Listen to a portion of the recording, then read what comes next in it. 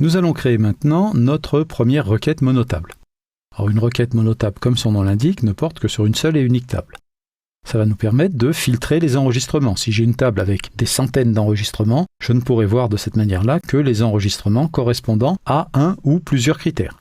Alors comment on crée cette requête? On clique sur l'onglet Créer, puis là, dans le groupe requête, on peut choisir Assistant requête ou Création de requête. Je vais prendre Création de requête. Cette boîte de dialogue fait son apparition. À l'intérieur de cette boîte, je trouve la liste complète de toutes mes tables. Je vais prendre la table client, je double-clique dessus, elle fait son apparition derrière.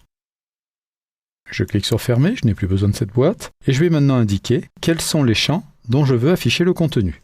Je souhaite connaître la ville, le nom du client, son adresse et son code postal. Donc je peux afficher en dessous les champs dans l'ordre que je souhaite. Si je clique sur Exécuter, j'obtiens directement la liste complète de tous mes clients. Je vais agrandir cette colonne. Pour agrandir une colonne, c'est le même principe qu'Excel. Vous mettez sur le trait vertical qui sépare les deux colonnes et vous double-cliquez. De la même manière ici, voilà, comme ceci. Là, on y voit un peu mieux. Donc voilà, j'ai tous mes clients. De plus en plus difficile, je souhaite maintenant avoir tous mes clients, mais tous mes clients correspondant à quelque chose. Par exemple, je souhaite tous les clients qui habitent à Paris.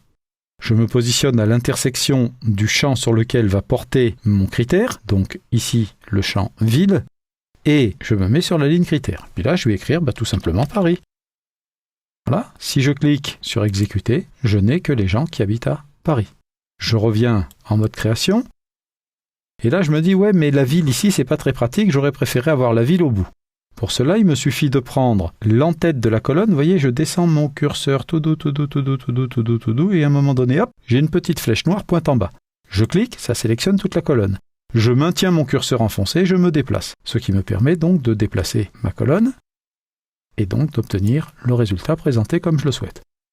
Donc, on a la possibilité de remanier l'ordre des colonnes autant de fois qu'on veut. J'ai sorti quelqu'un qui habite à Paris, c'est bien, mais je voudrais être plus précis, je voudrais quelqu'un qui habite à Paris, premier arrondissement. Eh bien, je vais faire 75 001. Je valide et je clique sur Exécuter. Et là, j'ai effectivement que les Parisiens habitant dans le premier arrondissement. Alors, là, attention, il y a non pas une anomalie, mais une information de trop. Paris est une ville-département. Donc le simple fait de marquer 75 001 suffira pour sortir tous les Parisiens habitant dans le premier arrondissement. Je ne suis pas obligé de spécifier la ville. Je reviens en mode création. Alors, maintenant, on va essayer de trouver les gens dont le début du nom commence par... Ah, là, j'en ai pas. J'ai pas deux personnes qui commenceraient par les mêmes lettres. Alors, je vais ouvrir ma table client. Plutôt mon formulaire, ça fera plus riche. Je vais ouvrir mon formulaire saisie de client et je vais venir rajouter un nouveau client. Alors j'ai un Dupont, je vais mettre un Durand.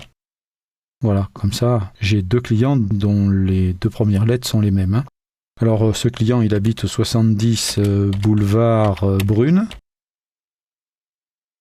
Code postal 75 0, je crois que c'est 15, mais enfin bon, c'est pas grave.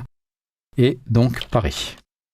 Je ferme mon formulaire client, je reviens en mode création dans ma requête.